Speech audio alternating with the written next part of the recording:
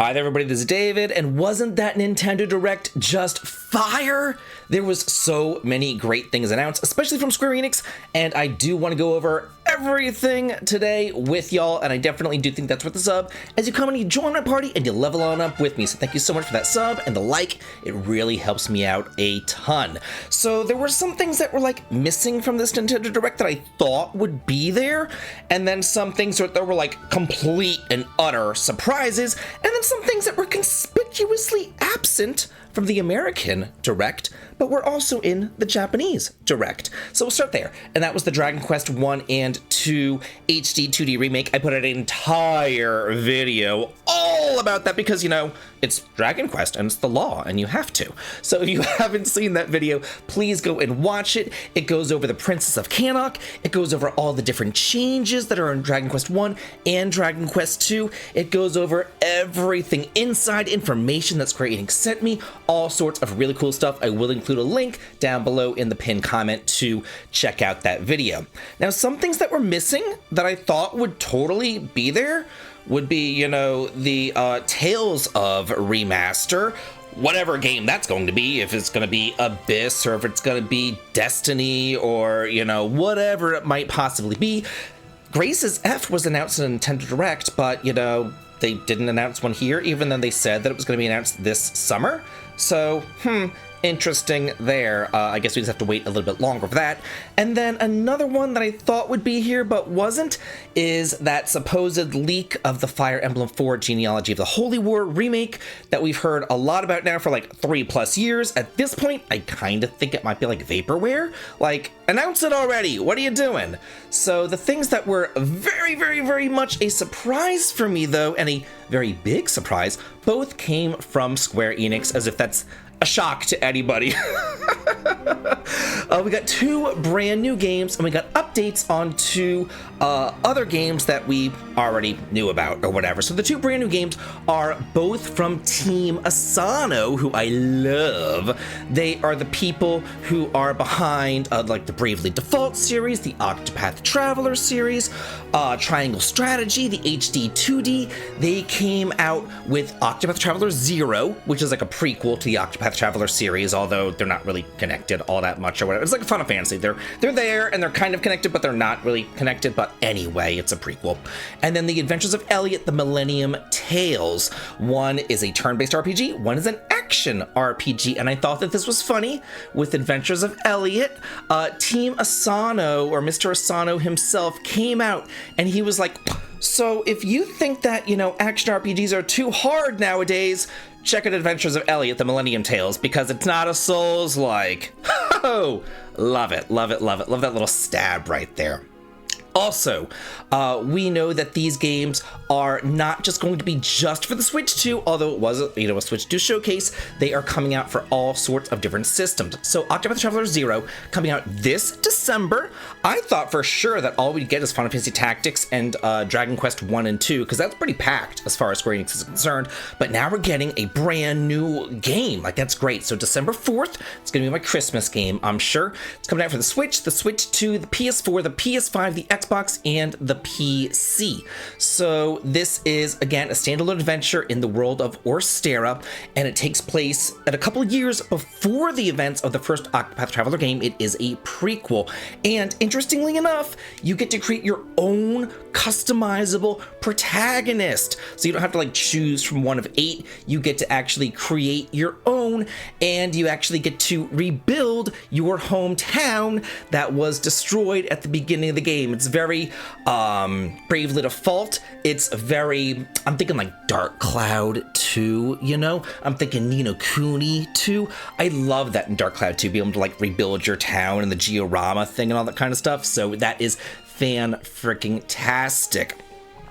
It says the path actions do make a return, allowing you to interact in different ways with many worlds NPCs. So that's like mugging them or alluring them, you know, stealing from them, getting information out of them. And instead of just 8 characters, you recruit over 30 characters to join you in your battle. And not 4 fighting at a time, 8 can fight at a time in front row and back row, so that's really freaking cool. You still have that break and boost, or the brave and default, you know what I'm talking about, system there and all that, so that is really freaking cool. I love the Octopath Traveler series. It is one of my favorite series out there. It harkens back to like the SNES glory days, you know what I mean? I love all the Team Asano games. I think that they're just really fantastic games. I cannot wait for this one. One of my most anticipated games of the year. It just shot up on my list right there. Now, The Adventures of Elliot, The Millennium Tales, has a demo out right now on the Switch 2. However, I, unfortunately, do not have a Switch 2, so I cannot play the demo, even though it's coming out for other systems, so it's very unfortunate. It's not coming out for the Switch 1, though, and it's not coming out for the PS4. It is coming out for the PS5, the Xbox, and the PC, though, and it's coming out sometime next year. We do not yet have a release date for this. All we know is that it's coming out next year. So this is an action RPG. I think it's the first HD-2D action RPG. We've seen turn-based and we've seen strategy, but not action. So this is new right here. And it says that Elliot is a skilled adventurer who embarks on a mission to explore some newly discovered ruins. But before long, he's embroiled in a thrilling journey that will echo across time and space. You know what other game echoed across time and space? Chrono Trigger. Hey, I'm just saying. Maybe they're looking at Chrono Trigger HD-2D remake or a remake of some sort or whatever. But anyway, any game that has time travel is like amazing to me. I love time travel in RPGs. I think that it really does just elevate it to another level. Final Fantasy 13-2, Final Fantasy Legend 3, of course Chrono Trigger, Radiant Historia, all those games have been just killer games, so I'm totally looking forward to this one. In a very Mana-esque twist, it says that Elliot can use 7 different weapon types, from swords for close range attacks to sickles and chains to bring foes in closer as well.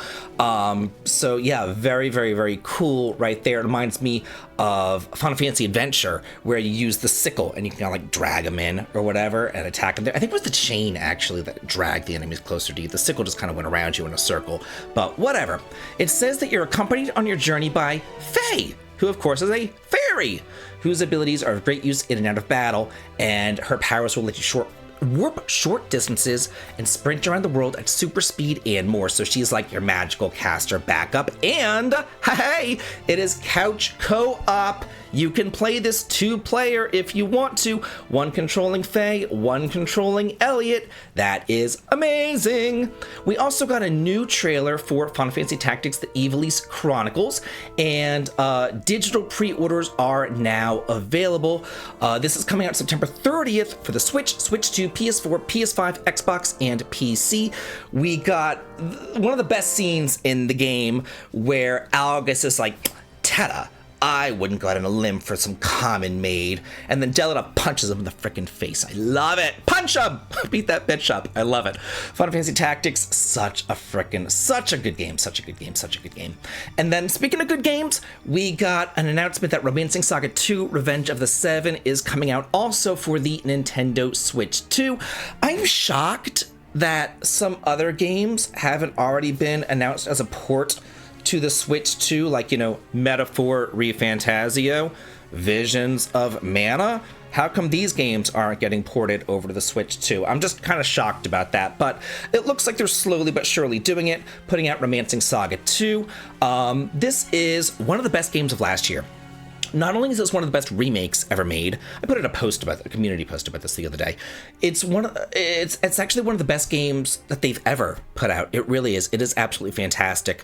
Romancing Saga 2 originally came out of the SNES back in like '93. Didn't come out in America. It only came out in Japan. There were some translations of it, but they were wonky. And then we got like a remaster of it on the PC, which was still kind of like, nah. But then this one, this remake, like, it elevated it up, like, it really brought it up into the modern era. It's by the same team who did the fantastic Trials of Mana remake, and it is so freaking good. If you are put off by the Saga series and you're like, I don't know about that series, it's too much, it's too convoluted, it's too hard, it's this, that, whatever, play this game. Play this game. And also Final Fantasy Legend 2 and Final Fantasy Legend 3 and Final Fantasy Legend, because they're all so good. But this one especially, play it. It is so good. It says that it's higher resolution and frame rates compared to the Nintendo Switch version and shorter loading times. And if you already have it on the Switch one, there is an upgrade pack to the Switch 2. Also, one last thing that I did want to mention is that a collector's edition for Octopath Traveler 0 is now available. And y'all know me, I love a good collector's edition. This comes in a huge, nice, glorious box. It has an art booklet. It has a continent gaming mat. So that's like a big old mouse pad thing.